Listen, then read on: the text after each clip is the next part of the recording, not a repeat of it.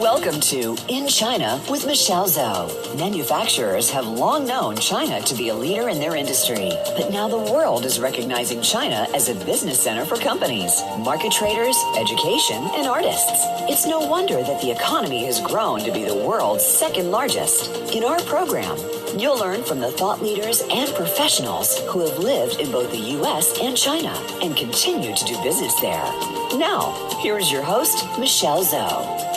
Welcome, everyone. It's so great having you here today. You are listening to In China with Michelle Zhou, and I'm your host, Michelle.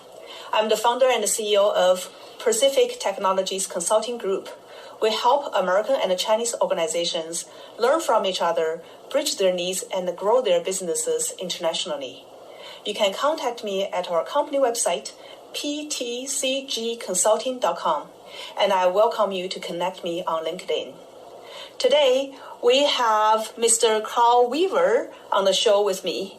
He is working for Rivets as the OEM Business Developer Director for the Asia Pacific and China area.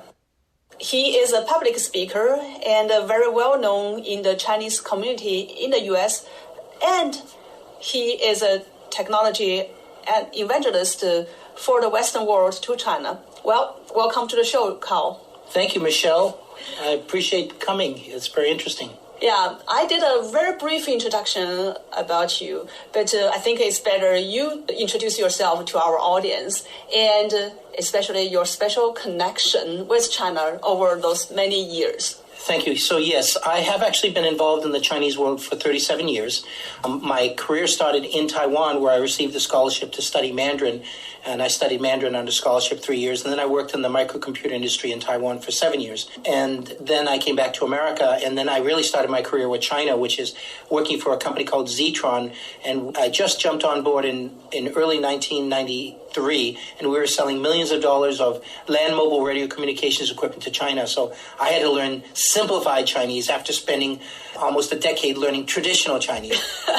So I did that for a period of time. Fast forward after a number of decades helping American companies sell into the Chinese world, I was in Las Vegas at a wireless trade show, and I gave a presentation about the global smartphone revolution, China, the mobile digital dragon, and India, the IT super tiger. And a guy from Gemalto approached me from the crowd after my presentation. He said, "Great presentation. Karl, we need a guy who speaks Mandarin, who knows the Chinese handset manufacturers, and who'd be willing to promote something called NFC. I said, "What is NFC?" Which year was that? 2008. Oh, yeah, that was the very beginning of NFC. I'd only seen it once in 2007 during a Visa and Nokia, a trade show where Visa and Nokia were showing a point-of-sale device and a Nokia feature phone doing NFC. That's the first time I'd ever seen it. I said, "What is that?" I don't know. So they said, "Can you go to China?" And Taiwan, of course, because you have HTC and a bunch of other companies. Mm-hmm. I said, "Yeah, let me ask my wife." My wife said, "I'm not going to China. I like living in Seattle." And so she said, "You go, you stay with my sister for 6 months, and then send all the money back." That's what my wife said. So I was able to go to China, and immediately, day one, I was able to jump into China. I had a place to live day one. They had given me a small stipend for the first month, but I was living with my wife's sister, whose husband worked in IBM Beijing. So I was able to immediately, day one, I was able to start immediately being effective for the company. And so basically, I spent 5 years in China promoting near-field communications, contactless mobile near-field communications. And then around 2010, they put me on a technology called the Trusted Execution Environment, which was embedded software security for payment. So those two were also the same or similar ecosystems. Smartphone manufacturers, semiconductor chip vendors, smart card vendors, mobile network operators, banks, the entire payment and security ecosystem. It all glued together around 2010 after I'd also pushed NFC and started pushing security. It all glued together, and I really became the NFC Rainmaker. I was known as the NFC Rainmaker in China, and then I was able to get in to push the Trusted Execution Environment from a company Gemalto bought, and they asked me to represent inside China. So I had two business cards, one for Gemalto, one for Trusted Logic, which promoted the technology. Fast forward 2013, the company was merged into a three-way global JV between ARM, Gemalto, and another smart card vendor called G&D, and I became the China representative. But in July of 2013, my contract expired, and I decided to return to the United States after 5 full years. Very successful time in China. So that was not 6 months, as your wife first told you. Go there for 6 months. Well, my wife didn't say go there for 6 months. She said, you live with my sister for the first 6 months. I lived in Xunyi, which is a very exclusive area of Beijing where they have the Bieshu, right? The summer homes. That's an area that very a lot nice of area. Western folks live there. So I wasn't complaining about living in a nice area, but I was able to take a shuttle bus every day. But I only did that for 6 months. And then I found my own apartment. I was riding a bicycle in Beijing when all the Chinese were saying, I have a minivan, I have a BMW. And so I was adding to my CO2 carbon footprint when all the Chinese were buying bigger and more expensive vehicles. This white male man is riding a bicycle. With a helmet. Oh, yeah, you stand out with the helmet. Well, it was, riding a bicycle in Beijing is not the safest thing. But I rode on sidewalks a lot, and I was very, very safe. I rode a bicycle for 5 years in Beijing. The best means of transportation where I lived in Lidu area. Yeah, I know. Near Zhoushanqiao, right? The Lidu area of Beijing, which is a very nice area to live. So I did that for 5 years for Gemalto. But after 5 years, my contract expired. I'd been in China 5 years. The air pollution of Beijing was kind of getting to me. And that was really the worst year of the air pollution, which is in 2013. I was there. I was in China 2013 and 14. Yeah, you know. My contract expired. Foreign nationals living in China cannot live in China more than 5 years, because if you live in China continuously after 5 years, they start to tax you on your worldwide income. I didn't want that. So everybody who's not from mainland China has to leave for a month and take a sabbatical for a month. My contract was up. It was 5 years. I decided to return to America, and I did that. So that was still a great period of my professional career. It really helped me to reinvent my career as a payment security specialist. Yeah, I know the first time when we met was in Paris. That was, I think it was 2009, and I was working at Microsoft on mobile payment project. And you were in Gemalto. Yeah, yes. And you approached to me and my colleague. We chatted a little bit because you guys are the SIM card kind vendor. of expert, Yes. the vendor. That's how we first time met. Yeah, it's a small world. So we all came from Seattle and met in Paris the first time. Okay, so I think you have a long history with China, and also you have a long history in the mobile world, doing devices related. I wouldn't say doing devices, but you work on many different pieces that Yes. is critical to mobile devices Yes. and to the payment as well Yes. as to the security. Yes, right. but the most critical thing is the relationship with the handset manufacturers, because they change. 10 years ago, Amoy Mobile, who's that? They were big 10 years ago. Panda, remember Panda? They used to make feature phones. The Chinese market started really from Taiwanese companies taking the feature phone technology into China, and then China learning. Now, the first Chinese feature phone manufacturer was in Ningbo, Bodao. That was the first feature phone vendor in 2003. I've been in this before coming to Gemalto. I've been tracking and following the evolution of the feature phone, the cellular 2G, 3G feature phone, to its evolution to the smartphone. And my first public speaking presentation on smartphones was in Microsoft's campus. I think it was March of 2003, where I gave this great presentation, and people didn't know what smartphones were. But I had a history of pushing to the HTC and Orange and Microsoft when they were making the first true smartphone operating system in North America in 2002, late 2002, early 2003. So that was the early days, and Microsoft was in the forefront of that, really, before anybody else, because Nokia really wasn't pitching in America at that time. They were mostly pitching in Europe and a little bit in Asia. So today you are working in this company, Rivets. Can you tell us a little bit about what this company is about? Yes, so Rivets is actually what we call an ICO, an initial coin offering company, in the blockchain. So we provide embedded software security for blockchain-designed smartphones. That's essentially what we do, and we use developer tools to do that, and we've developed something called dual roots of trust security. All of this means is we're protecting private keys on Android smartphones because that's needing to be protected on Android smartphones. And there's this new phenomenon called the blockchain smartphone, and it's coming out. We provide the security.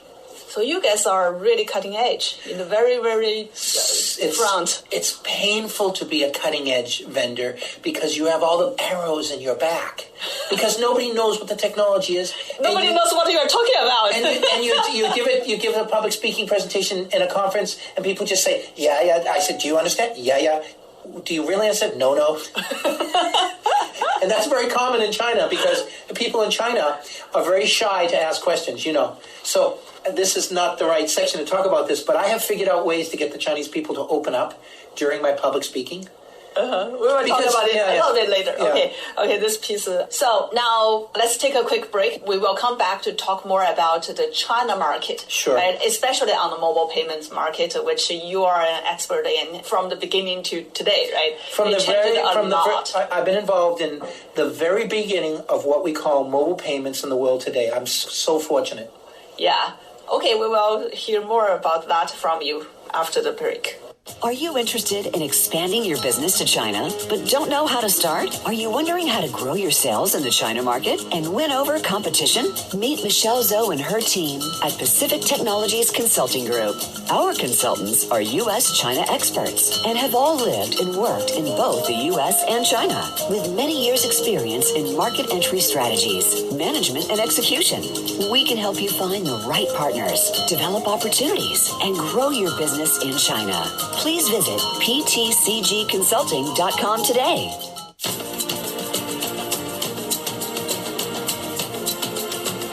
You are listening to In China with Michelle Zhou. To call into our program today, please call 1-866-472-5790. That's 1-866-472-5790. You may also send an email to info@ptcgconsulting.com. Now, back to this week's program. All right, we're back. So before Karl, you talked a little bit about your history with China. I think now we are going to focus on the mobile payment market and the trends in China and the opportunities there. In mobile payment, then we need to first look at the mobile device. So you have been involved in the device market for so many years, for decades. Can you tell us your observation of the China market in terms of a mobile device, different generations? Yes, most of the Chinese vendors started by getting a little bit of technology transfer from Taiwan, and then they started this whole Shanzhaiji, which means mountain banded cell phone phenomenon, around 2008. But then Google came in and supplied a real legitimate operating system. So the Shanzhai evolved to true Chinese smartphone manufacturers because they realized a smartphone is better than a feature phone. And they were pitching Windows and Symbian OS and eventually Google Android. So the Chinese market evolved from really small startups learning what the whole semiconductor chip industry was, and then learning to build smartphones as a Shanzhai vendor, many of them, and then actually becoming legitimate smartphone manufacturers. Now, around 2009 or 2008, I came to China and I started pushing something called near-field communications, which is essentially critical to developing a mobile payment smartphone based on contactless mobile near-field communications technology. Yeah, but that's for the more advanced device versus those lower-end devices. Right? Yeah, so I had actually, believe it or not, I successfully enabled near-field communications design in to all the top Chinese smartphone makers, including Samsung, inside China by 2010. Wow. But around 2008, Alipay really started to materialize in China with a barcode and a browser and a mobile wallet. It is really called online payment. NFC technology is all offline payment. It was really online payment, and it was really funky because the browser didn't work so well at that time, and the optical camera in some of these earlier phones was not very good. But essentially, though, the technology grew because, number one, there was no cost for 3D barcodes, and the browser Alibaba had made, and then they changed themselves, and then they created a separate company called Alipay. Yes. 支付宝, right? So I started to see that phenomenon around 2000. Alipay came into existence around 2009 or 10, and then eventually WeChat, or Tencent, the parent, WeChat, came into the market around 2013.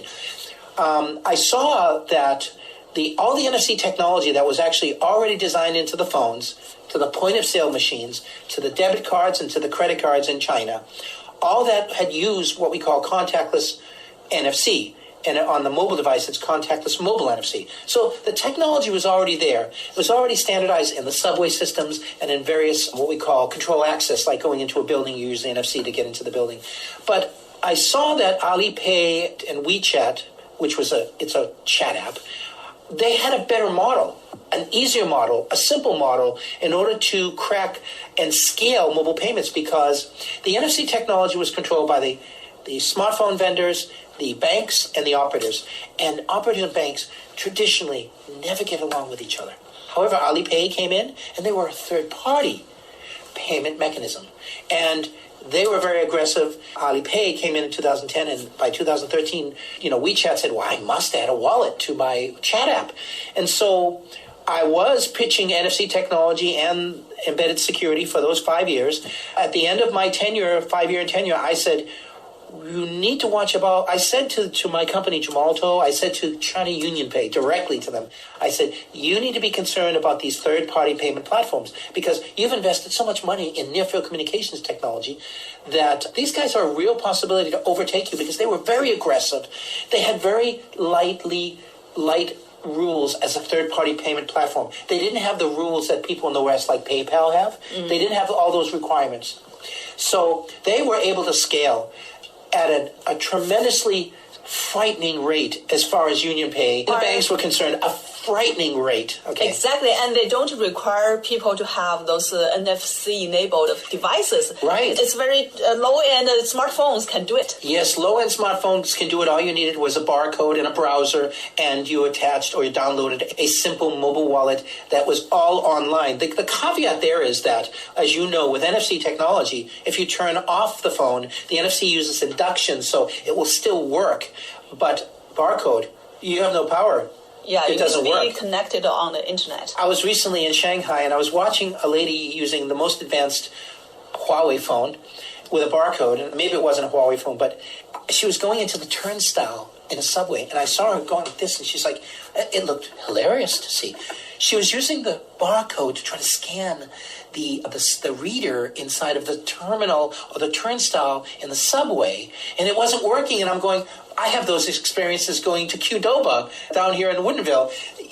The optical scan didn't work. So immediately I thought to myself, how could not an unsophisticated 40-year-old Japanese technology win over the NFC technology from Philips and Sony? How could that, NXP is Philips and Sony. I thought, how could that happen? And I reverted back to the old Betamax and VHS. That was the video standards. Yeah. And not the best technology won. And I think that's the situation in China today, which is the simplest, the easiest, the most friction. It's not that it's frictionless, but the cheapest. And the technology that was able to gain as much leverage to scale it won. That's what happened. Okay, so that's the generations of the device as well as the evolvement of those mobile payment methodologies or solutions, right? So, Karl, mobile payment is ubiquitous in China now. It's like everybody's going out with a phone without a wallet or card anymore, right? They only use the phone Yes. do all the transactions. Let's look back a little bit about the history. How did all this start? And, it's like in just a couple of years, China goes from cash to cashless. Yes, so for Alibaba, because there are two different stories here. So for Alibaba, it really started with their online business and then having the ability to not only buy things using a barcode to scan, but also actually just buying things online. I noticed people love to buy things online. But when they started to buy things using the barcode at the proximity, proximity with barcode, it was less. It wasn't. There was very little friction for Alibaba to migrate from just doing online payments, buying online, to buying using the barcode and a browser. And it actually changed the behavior of the people, because the people were now able to, merchants and also many consumers were now able to pay for things immediately up front, and it would go into their debit account. They would set up an account with Alibaba, and it would debit from their banking debit account, and then you could basically buy things immediately from just looking at and scanning a barcode. And you can now immediately make a payment for something. You didn't even need to pull out a credit card. You didn't did not need to pull out cash. It was really less frictionless, and no cash was involved, because it's simply scanning a barcode, and the barcode would immediately, your debit account back with your traditional banking account. So that's how Alibaba kind of grew. It really grew from the online payments, and then to the proximity and barcode payments. Tencent was a little bit different. Alibaba came around 2008 to push this concept, but the concept of Alipay really around 2010 it started. Now, WeChat, Tencent, started a little bit differently. They started as a chat app, and then realizing, hey, I love your chat app. I want more services on the chat app. And one of them was eventually, this red envelope, this hongbao, because the Chinese have a custom of sending hongbaos. So for the Chinese New Year. For the Chinese New Year. And they still have this custom today. And Chinese people who like lots of face still send maybe 5 renminbi. They do it today. They send 5 renminbi, and that gives them a lot of face. They love to do it. It's definitely a Chinese concept to use the hongbao electronically to send money to anybody else that you want to. You can send it you can send it to a group. Yeah. You don't even know who's going to accept it, but you can send it directly to your loved one or to your friends or your colleagues. So their focus was a little bit different than Alibaba in the beginning, because they had a wide audience of people just chatting about things online. So this Red Wallet works well. Why don't I have a direct mobile payment like Alibaba, where I'm using a barcode and a scanner? And by the way, why don't I add the ability to buy an airline ticket, a subway ticket, because Chinese people want to do those things frictionlessly. And those things were very, very difficult when you had to go in person, show your Shenfenzhen, your national ID card, stand in a line for 4 hours. It's crazy. So WeChat Pay really helped to reduce the friction of making a proximity payment by adding all these other features that the Chinese people use.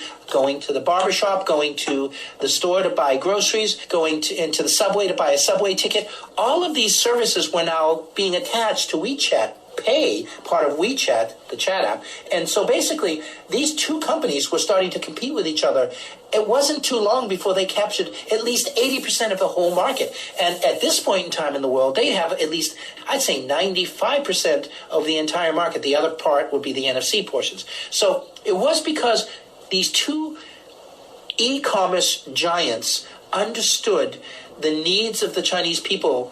So that's why they were able to tailor their feature set to what the Chinese people wanted to become frictionless. Chinese people have very limited time span for just casual play and casual things. They're so business oriented and so busy that they want less friction when they're doing things. And using these mobile payment initiatives really help. And I think a chat app combined with a mobile payment and a chat app is the formula to move forward. And that's why we see, not divulging too much, but that's why we see Facebook trying to do the exact same thing. Really, we see the exact same thing, right? So it's a formula that has worked in China. Yes. And migrated to South Korea, and it's migrating all over Southeast Asia. Really. The chat app plus the payment. Yeah, from what you said, we can see that the trend you saw was starting from online, then mobile online, then to proximity. Yes. Enable all this payment. Yes. Yeah, through these two giant e-commerce company. Yes. Then that changed people's behavior. Well, yes, much to the chagrin of all those people with the vested interest in the NFC technology, which was all the government state-owned enterprises and all the handset manufacturers, because the barcode has nothing to do with the handset vendors. They didn't make that technology. You download it, you use it. Alibaba, Tencent, they had nothing to do with the handset makers. All this stuff was independent of the handset vendors, independent of the banks, independent of China UnionPay, independent of the mobile network operators, and they're all salivating saying, how did this happen? So these e-commerce companies short-circuited this whole ecosystem. Yeah, they did. They did. Getting to this payment. They did. They did. But there are troubled times ahead. There are troubled times ahead. Okay, we hold on that because I have one question, then I want to dig into the trouble. Okay. I am really curious about then what about that NFC you pushed it so hard in China? What's the future of NFC in China? I think it's more positive because, first of all, NFC technology is more secure, and you also knowing that NFC technology, which uses a semiconductor master and slave chip combo for induction, is much more secure with a high level of encryption and security. It's much better than a barcode, which is unsafe, unsecure, 40-year-old Japanese-invented merchandising technology. It simply is. So my prediction is that I see right now China UnionPay partnering with the handset manufacturers to repush NFC, but smartphone to smartphone, smart mobile post peer-to-peer payments, which means I take one smartphone, which is a smart mobile post, and I take another smartphone, and Huawei has already enabled this. I can take my one smartphone with renminbi in my wallet, and I can touch another NFC. I can touch another Huawei smartphone with NFC, and I can actually transfer renminbi just by getting to 4 centimeters from each other. Mm-hmm. And this is what we call peer-to-peer smart mobile post payments. It's still just 2 smartphones, but they have the NFC technology and it's very secure. And China UnionPay has certified that. And it's not just payment, it's identity. Huawei smartphones, the Mate 30, has also added actually your actual national ID card. So I can now take my national ID card and go to the subway and authenticate, because the subway wants to see your national ID card or your passport, right? I can now, on my Huawei smartphone, through the NFC technology, touch and authenticate my national ID card through NFC technology. You cannot do that with barcode. So I think your point is NFC still has a future in Absolutely. China. It still has a future. Yeah, even though today on the payment side, mobile payment side, it's not winning the barcode. Hasn't won it, but they're trying to bring it back. They're trying to take it back. All right, now let's take another quick break, and we will come back to talk about that dangerous thing you have seen in the barcode-enabled mobile payment side. Okay. I'm really curious about it. China is now the second largest economy in the world. There are hundreds of opportunities for worldwide business professionals to start looking in China. From business leaders to manufacturers to artists and students, you need to discover these opportunities to grow your business and your career. Listen every week for In China with Michelle Zhou, Thursdays at 4 p.m. Pacific Time and 7 p.m. Eastern Time on the Voice America Business Channel. For business sake, you need to tune in.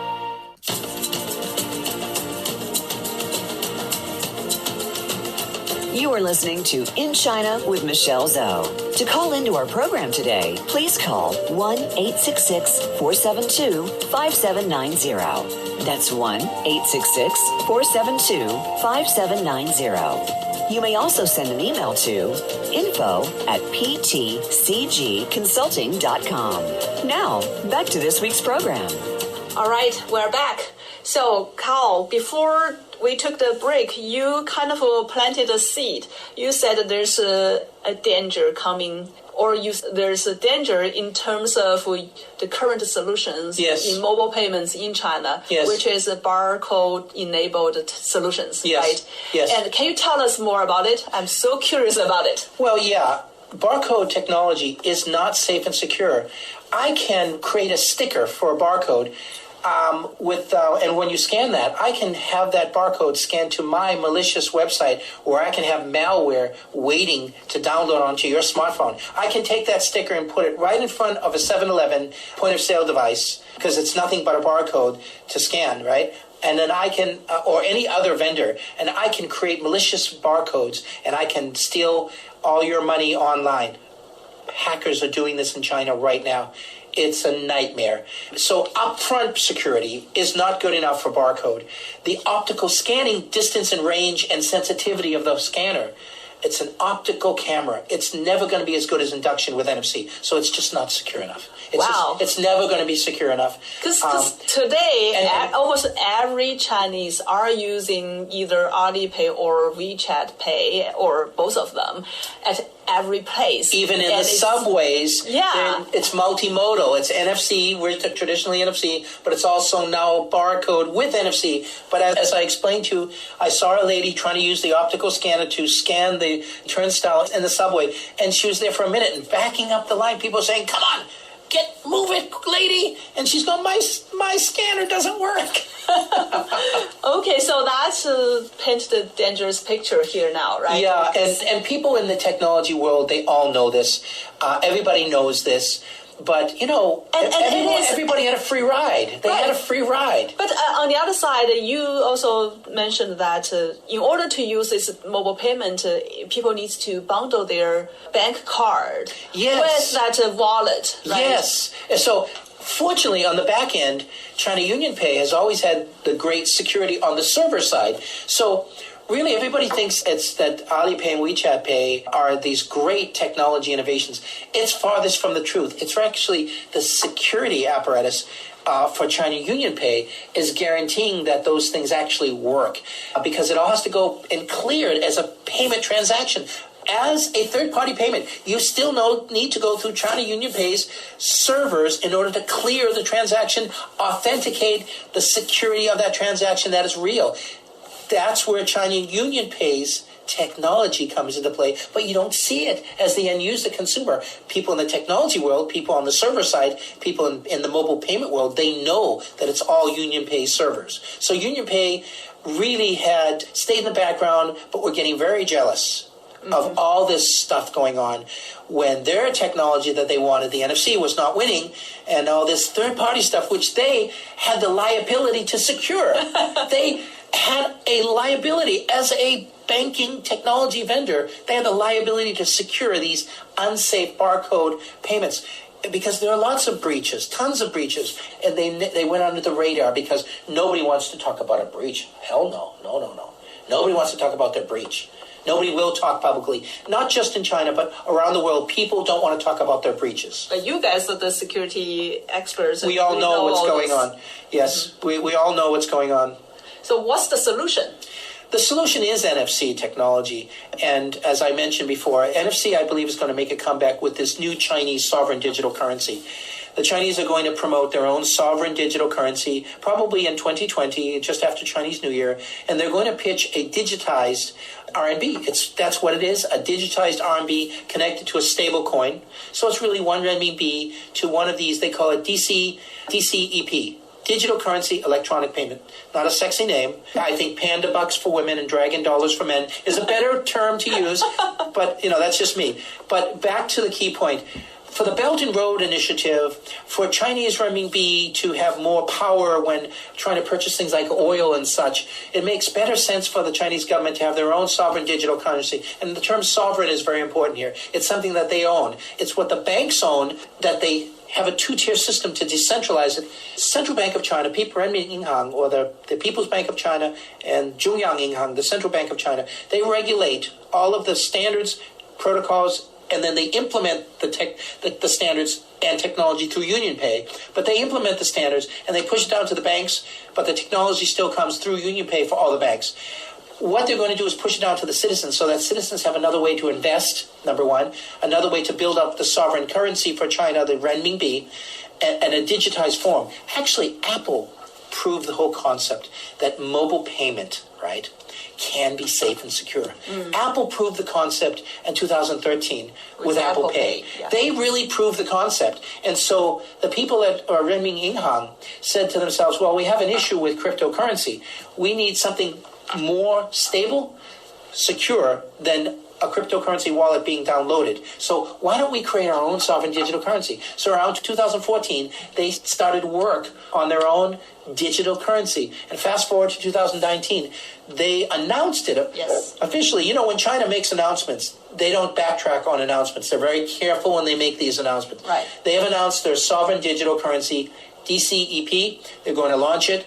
They're going to launch it through 5 Chinese smartphone vendors, maybe more, and through 5 or 6 banks under the auspices, the center of China Union Pay, which will guide the smartphone vendors and the banks. And then I believe they're going to push that out to the world through smartphones, because everybody uses smartphones now, and the banks, and push that to try to be a new digital currency standard. Alipay, WeChat Pay will remain domestically in China, and they will try to build cross-border transaction outside the country, but I believe they will not be that successful outside of China, because cross-border is very different. Also, I see the Chinese government opening up their financial sector. You can already see that happening with PayPal. So PayPal has won a third-party payment license in China. But what do they really win? Okay, since Alipay and WeChat Pay will be somewhat regulated more, did PayPal really win much? They maybe won a few percentage points. They may make a little bit of money in China, but who really knows? Amex, American Express, which is a real bank and as well as a credit card company, has also been awarded clearing, payment processing clearing transactions approval, but I'm not sure when that will be implemented. So as you can see, as China Union Pay and the banks and this new smart mobile post payment technology explodes around the world, they recognize, because of WTO requirements and regulations, they need to open up to foreign companies coming in this case, using the blockchain. Not using cryptocurrency, but using the blockchain.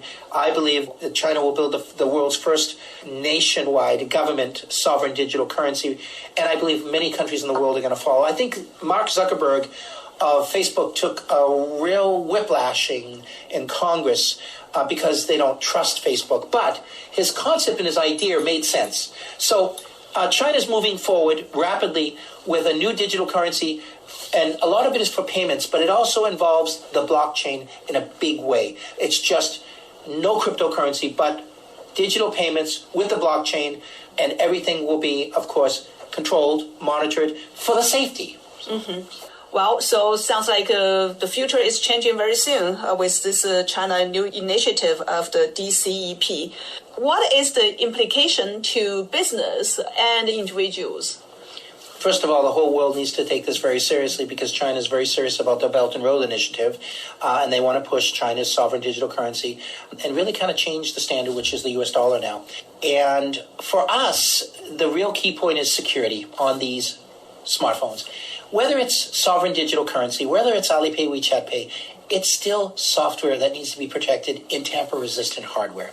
So my prediction, what's going to happen is you're going to see, I believe my company will have a huge advantage in this, because we see on one side the mobile network operators trying to push a 5G blockchain eSIM card.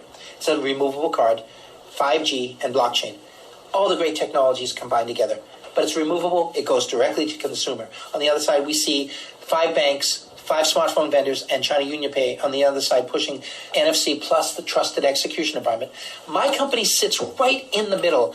It's so auspicious. We sit right in the middle because we provide the developer tools for the TEE and also for the SIM card. So you see how we sit right in the middle to take advantage of both China Union Pay's initiatives with the banks and the handset vendors, and China Mobile, Unicom, and Telecom, who are pushing a 5G blockchain eSIM, removable eSIM card out to the consumers directly for 5G and for blockchain. We stand right in the middle because we provide the security, the dual roots of trust security for the operators and for the handset vendors, Union Pay, and the banks. So my company, Rivets, is an ICO, an initial coin offering company. We provide a token, and we provide the security for all of these smartphones for any kind of wallet you want. It doesn't matter if it's a crypto wallet, if it's a regular Alipay or WeChat wallet, or just a renminbi wallet, or even Apple Pay, Android Pay. It doesn't matter. We protect those digital assets on Android smartphones. We're positioned perfectly in the middle to take advantage of 2 state-owned enterprises that are trying to grow and expand and really catch the eye of the consumer. That's what they're trying to do. They're trying to win out the business for the consumer, because the consumer is number one in China. Wow. So how do people know more about your company?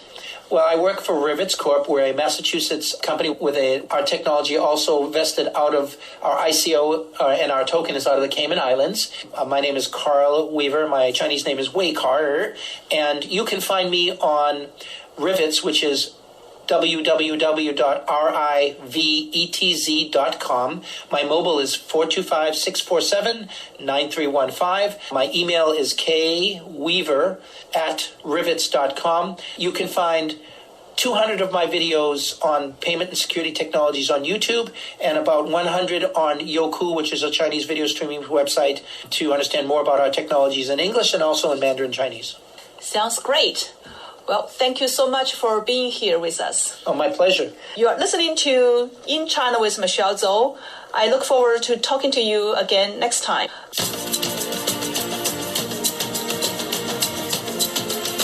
Thank you for tuning into In China with Michelle Zhou. Please join us for another edition next Thursday at 7 p.m. Eastern Time and 4 p.m. Pacific Time on the Voice America Business Channel. We'll talk again next week.